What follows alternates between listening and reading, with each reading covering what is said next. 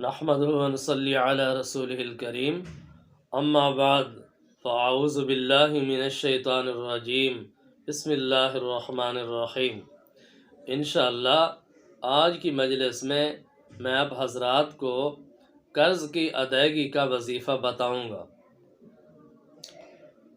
اگر انسان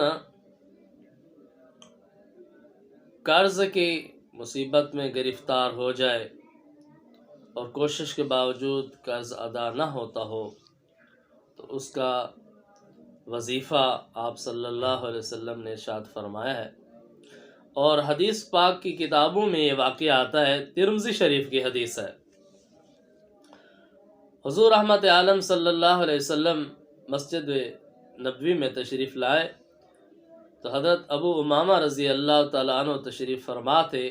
آپ صلی اللہ علیہ وسلم نے فرمایا، ابو امامہ نماز کا وقت تو نہیں ہے، تم اس وقت مسجد میں کیوں بیٹھے ہو؟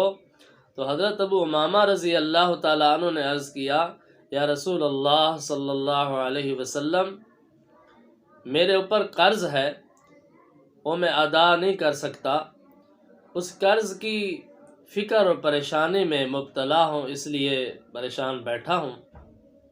آپ صلی اللہ علیہ وسلم نے ارشاد فرمایا، اے ابو امامہ، کیا میں آپ کو ایک ایسی دعا نہ سکھاؤں کہ اگر تم وہ دعا پڑھو تو اللہ تعالیٰ تمہارے اس قرض کو اور اس فکر کو دور فرما دے؟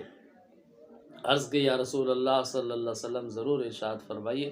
آپ صلی اللہ علیہ وسلم نے ایک دعا سکھلائی۔ حضرت ابو امامہ رضی اللہ تعالیٰ عنہ فرماتے ہیں، میں نے پابندی کے ساتھ اس دعا کو پڑھا تو اللہ تعالیٰ نے اس دعا کی برکت سے میری ہر قسم کی فکر پریشانی کو دور فرما دیا اور میرا قرضہ بھی ادا فرما دیا۔ تو وہ دعا یہ ہے، اللہم انی اعوذ بک من الہم والحزن واعوذ بک من العجز والکسل واعوذ بک من البخل والجبن واعوذ بک من غلبۃ الدین وقہر الرجال۔ جو شخص بھی قرضے میں مبتلا ہو وہ پابندی کے ساتھ یہ دعا پڑھتا رہے تو اللہ تعالیٰ اپنی قدرت سے اس کے قرضے کو ادا فرما دیں گے۔ اللہ تعالیٰ ہم سب کو عمل کی توفیق عطا فرمائے۔